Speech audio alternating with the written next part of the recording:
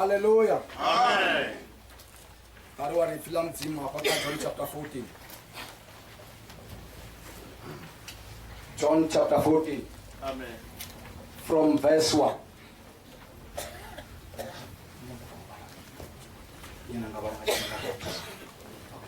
John 14 verse 1. Uno Yesu amba na bafunzi wabawe ari. Zimbiru zanu zisongo chenuwa.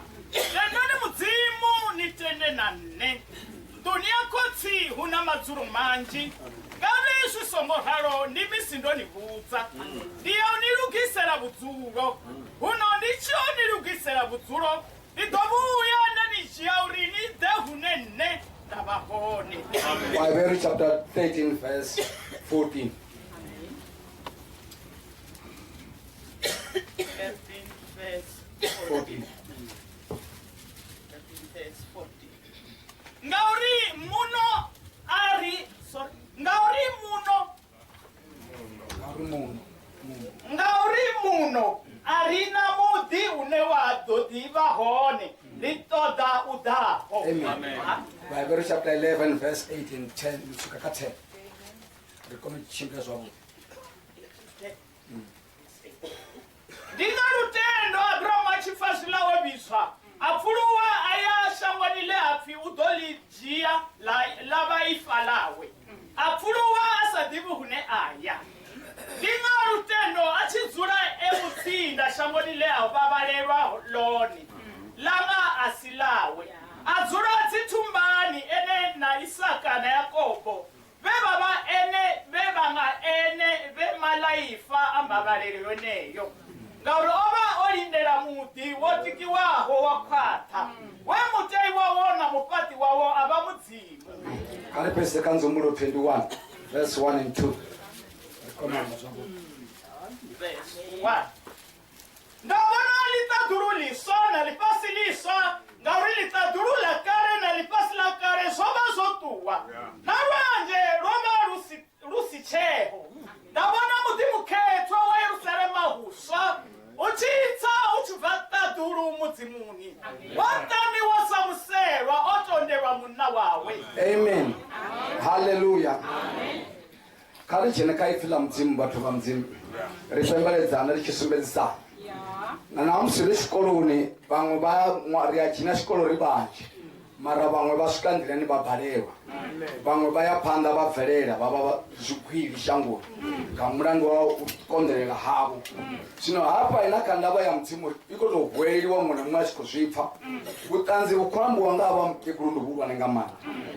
Obofuna abantu bote bakupfa ubutanzi hobu bashikiya bukando sore olurendo lwaba mkekuluri narufatani. Lwendo lwana rufarwa nga uri mutu wa 5 la mzimu ashanduka. Kauri Jesu uri zimbiru zanu zisongo chenu. Endani muzimu nitende nane. Dunia kotsu na mazulo manji. Arali sibeso moraro ndobando nibuza. Ndiya tuwa ndiyo nulukisela mazulo. Ono nditokuya ndana nichia na tange une nenda bahona. Mara hapa shibala kama ngumaifi unyakia watu wakondelela usikarufuni. Nduri wendo lwa mutsimu ndizvichitu chenaga upika. Hoyu muti arali vachikuyangu ya kawo sansi vachikuzvipfa. Vovona zvinji zveimawo panda kamukegu. Zvezvo vasinga vatitisa urwendo rufe. Mara ngauri mukegulu ava vafa mapungo aupedha apunga uswa. Chiti chulwane chiapa kaupedha nga uswa. Vatu avatendi yobhekwa nga uswa. Vayangogova staff. Na trainer rabe gova staff nganda abanga chimbiri usikote kayo nganda watowa. Na role wa mtsimu ba gova staff watowa. Mara arali banga fama pungo haya zwakuti. Au pepya hapunga uswa. Anazo ba frela ndira. Yauya kahoyundi. Anazo doba awa pamanda. Oribone bamba mkondeleli na matupo achita. Na uzitazo zichishika. Na maro ziachishika. Bone bali manga mlandori. Bebonga usenga ngomu aishanduki. Hai. Bebonga uswa. Jole ni aflaket. Ndira. Uri ndira na mapungo ngo na uchi. Aona ya akoti asatingani. Amen. Sino arali ko chumeza watu wa mtimu samsuru hai. Gore ndari shingu chinaro wa butacho. aringa diapala bandicha rasa bakuze mafungoko ngene machelo bono fara lufunga changa rinofika yambe nabo libakuze kungola mtsimu rakama kachikati chenecho kamlando obatonipa uraba kutsangola kuchinya abazokwata hayi matilabo lekabakwata shawo mara mafungo batwena amen god abaje so bachishika unato chola tuchumela choto kwata chiri beni madana mafulufulu akamba bathu bahawo banana basati wofunza umupira chikwili chotumaho mara ni madana mafulufulu yebo ngabando sateni shomba bazohana mprofit achi olumulokotando penokahan batu bashaka bash bafurandi lantata la shomba yebo aya mafurana majuta bezi zashida shiri kuzango majuta kandira he abaho kayo bato wela kungachiritsi ngamnando bofarelwa nganda afurana ngo mukuru wabanda uri bachene hapa ngalo pa Jesu bate babona utenda noga mkeguru batendo na wajula paradise na mtiyamsi ngalo batutwako for abantu kulongo Jerusalem mashi Jerusalem mashi where paradise bo Abraham where paradise where Isaac aboja Jacob where paradise whatever for to our panishangu wa paradise na mtsi beba fa wotenda mara haba beba fa shi hana hey badu chinatunga manda badu wa bofula mu ya shaba uba bofula sabo la samu ya shaba mara jiz dwazo rutofa haba ufa aponyo kisimutu amen sino bofula ndila ko yo mtsimu of Abraham chapter 11 verse 8 like it over ne verse 8 refer to the bakar umtindi mulwane hoyi ene tanje la bateni khali ne bangangena hamati mahulu khali fuzo kufimi dingarutendo Abraham achifasila obizwa apfuruwa ayasamulile afi udolijia laba ifala kabe mane pashindo sabu dingarutendo Abraham achifasila obizwa dingarutendo wale bachifa bashikobizwa hano machero bize Abraham kena bole basikela Abraham ofa ngambimu unaofa ngandebe haba na ofa ngambimu so pambana yesu ufana ndebe abaiti chitungaso wosiphandisana nganosalungana ngobona makuru kukwabo kale kale asiti chitwezo ufana mbiru jiba ito bachekosa alale mtu afanga mbiru uyayita oyita dutuchela shimwa wayakashimwa alale mtu afanga mbiru uyashanduka uyabona ungozi osashanduka alale mtu afika mbiru habone ungozi osashanduka unangozi ilo pesa uchashwa mtu ngamoto alale mtu achashwa ngamoto atukana abazi pesi marazifano ya helini helini is too much helini is too much hapa leo jumea atukukana in pieces laskati kiti utungu wazo hamuzifa mara hapa kau ya helini unamtima koto babachira punishment ya lini na lini kama ndo kutoka ngofu siya banga shumia hapa runa kolabano ngashumia rutula babule batitangaro bashibona batu benzi asiga shumia haya mari badase yanga ngeno bakishikama bitela chena doboti no mari ayi so kumane ba unengo no tukutsana utonga shiape dole mutimani sa chichuone abanga chitivi aba usori bateshango wata basifuna wata apply one uriba pekanga bomya bobo apply tibo sokoni mangala behone na sho sokoni mangala beho na ele ngoto mangala beho tina rufuwa zoto mangala beho bato mana bomango bola la sipatela toisi chafua ofisa toshi atake unandira leya furanga Kristo leya paradise yoya buchira busa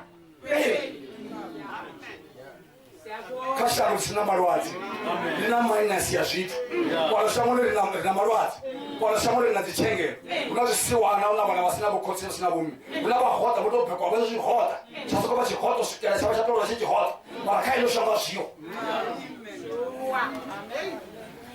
amen.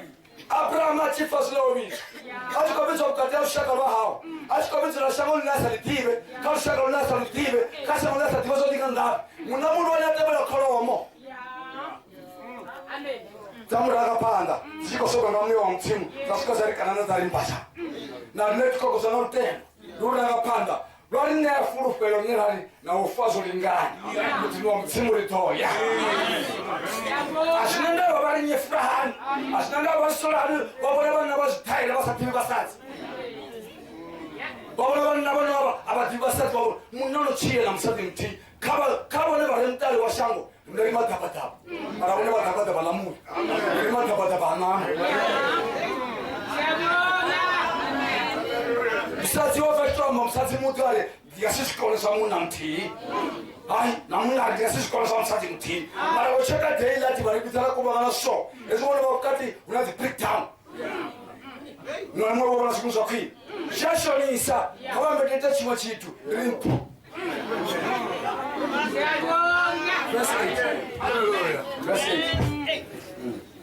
Dina rutendo Abrahamu achifa zila obisa afuru wa shango nile afi udolijia. Hallelujah.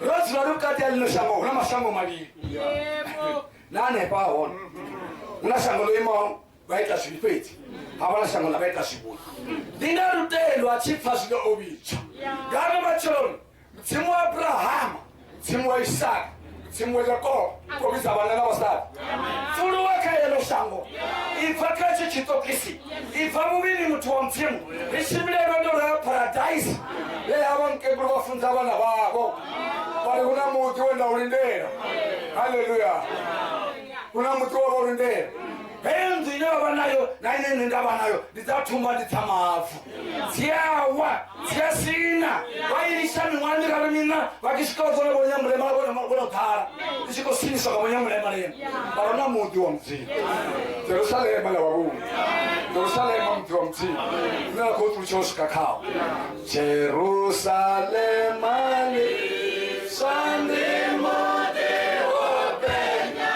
aonde nasiane leona esa hallelujah hallelujah wamfami mbele undigasikolo discuss ngawo ndigasikolo amba ukuthi hawo wena sona mthini ufumuteyi wawona mufati wawona Jehova kathanda chawe awu mafati wazipilita rathani noshango checha soti kokolukisa kolukisa mutuko shometsiwa ulivafosha ulivona mtofawotenda walofawa mtanga wathenekawo kalibala maduva ndikumbala mtsimu wanga khabo chintendele chinenda kusitwa sawa zamandani sokushimapanda mtsimu ndake ndibonelelwawo ndalusamuti sandushimele mtsimu wanga kambili akayote ibe ndife ndisene miyano unamfupakati wanganga tu washikali noshango atinga heri direction kango wala mtu wa mtsimu ikazo Joseph enuso asina marofo otala mtanga sikitetemba za mtanga kipita mstati yabo nazifika za mtanga nono hapa nikamara tochipa mara mtanga gai yes mutimu wa Abraham atende nitokoshana katikati ya fanelao tanga Abraham ashaba ashaba msati ayo tuna 2 years chele atikoshimela ku president nako buchanga mrao bawana shi na no president wana shi to bwana Gautela Jesu yo chenanga mnango hendu kalthambanje ukathina amahalwa watapona utothabana kana basatsi bewa na wochipa ma wochiplan nyena why wochiplan nyena shango for here washikata helena gorora liapa mubusoma ndalo tuketa na usikotambuza roketa mara na iwusi ukoketa hele ido utambuza ma kuboko palo ngachitali okay Proverbs chapter 11 verse 4 chapter 13 verse 14 enemy Proverbs 11 verse 13 verse 14 13 verse 14 13 verse 14 ngauri muno arina mudi une wadodi vahone rito dauda kabado fawashimbi lewashimbi wasilebe lo shango wotumishesu dore hapana rito ngordo ateshari sikoloni angezi muzati ulako guta mishumo hapana zvino matsiro asara vakari vafere zvopana zvokundotiswa kuna matsiro ndosara achikotsera pasi kavangudze hange imaini yange vachikwamurindi vakitsa pasi vayatsa pasi petondopisa ngamanda rusakontrolei kuna fungwana nadzimbaura une tsimbi yachena iyanoka yaingebiliki yavamadi vavakosendera tsina dzikhaera mara muya wavo koturuchera hanengei why vana vachikondoka pasi yange nazvitsimbi zichinoka vona votuchiva nenge otokokonya nandikofuna kuferifura mudzimu ndifuna kuvabva kuferisa mudzimu ndikwira munyango vafangararo mudzimu avanengwa vane vatotambura mara ngatiridzi chidzi chamudzimu anyorosa tsanga achiposa mukati ashango ari kachitonembelera ntatandapala uvhure ndira achakadzoke tombulaka madekwana getsemane achizivona zvaakashakona agwadhama repiko lavalanga maroko haleluya achombera manda ari vana chipambano chira uri huravhura ndira yanemjandotorariko chimanga ndiyamurivu onyitira chimangadzo onyitira chimangadzo karuchirwanga chena usadhiruso ndingaponyoka hani ndova ndichitama ufana china lofana tango ndava ndasivona zvafanira zorinawo nditofura haya ndikava hasho baraka satani muna sina ndava muna nevafana dzovatia mikotere tofera kusungutia kumutii uri vava vafamotohara avatianga kitavushiko kusungutia zvango njalo vamadhokotera nisvapara vayasingaza nisvapara vamaprofita nisvapara vavakonzera muna mutii kamaroadziotanifudafuda odia jesu vanosina jesu vatofamoraro namufumakazovozoforaro navana vavozoforaro ushaka rote uyamurironi wai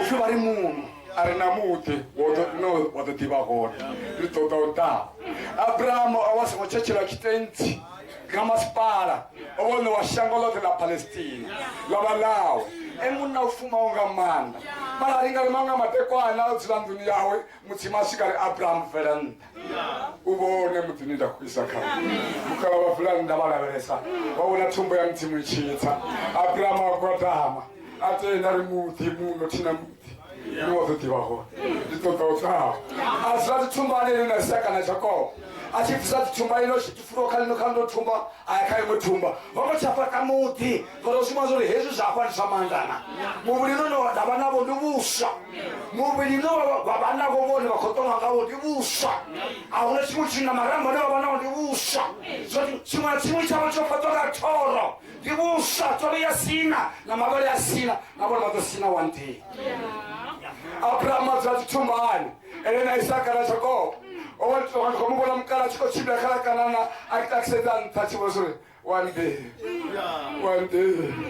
nditochena ngaize dzikoresa amen ndisoshe mukala vatsumurulero vamba vatobona muti avachafunanisi ndikitapo kala abrahamu ngamatekwana chichena nduni votakusatsanga vatompapata vigitsi vaikompapata chikonesa namusivotuwo kawana nashaka kodani navatsiratsini naunangasola narimine mara zvemutsimaite vamukeguru vaita namutsimu ndisave vaviri aukasivetanziya zvithu zviviri zvamuya hai asikona sei mwanamianga ndopemberedza svipi ndivabudza pokoline vatondipfesesa mutimana watochava mkekurungoti vazo kamusibone vadova ofu mushumo uno urezi vaofu mushumo ne vazokonzo atenda hembulunga vafema funga mwiya wavo vakonozia to vakonozia tizisizonitana God one day hezo the president zonozono hwazikwamana kama si alibili kama si kona mbili kama si alibili kama si alibili kama tatu na mbili zikambo zote tubai kwa siku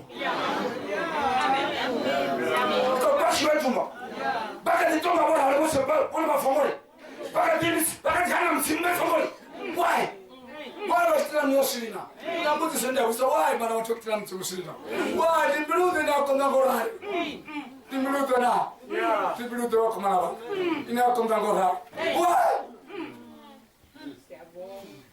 ndio sio mtu mzima kama leo tofesi ya pesa hapa pesa ngapi ndio 21 amen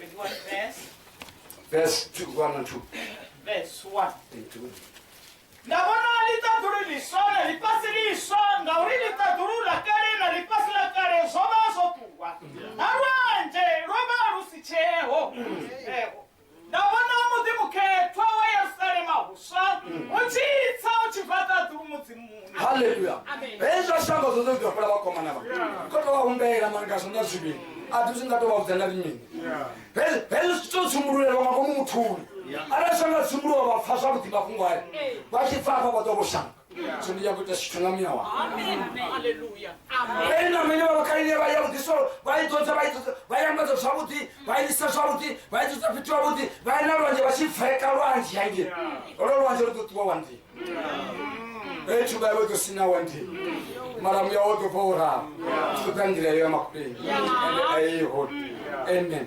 tunakena mtashunga ruti kana rubiri wambezo mara wai unende chivapa ni chivapa kaenda manito ya kai udini sere uvena mwana no waita ari moto disachiliso hai doto fama punga mtimu wa na mbeluni hao wale ara mtu chifuwa fa safuna basati babamwe khalifa nibethi ufika baba faka chifunda muya chofuna chosafuna basati babamwe uboni wangani ne ara muna chifaka chifunda muya kana msaka chifaka chifunda muya ara siralo reima zitanzi zolo musoma mtimu liyaya dauti inga ngomkhabo chibitaba chiyabarobetha arabana babemba afashamba bana babukuku shamba uziosipa shamba ukasiomtia baba shamba sababu bakundu ni shamba shomeretu ni yamba sababu mafupa za mtimbo fuba kitanda basi na kitanda bali na kitanda bafuka kitanda baitera nacho hai bora bashonisa ati pukatira takanzi kushinda kitanda kibio pukatira takani sinamtaka wapira zisepra sinamtaka wapira zinari sinamtaka wapira uone wanasema silo wano wanangi ya faranda basi wala kunela ana woza mfarekana sosa kuanga kule ya mbona hiyo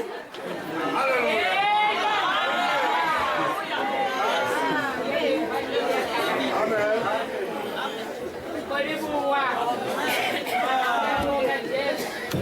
amen glory to God amen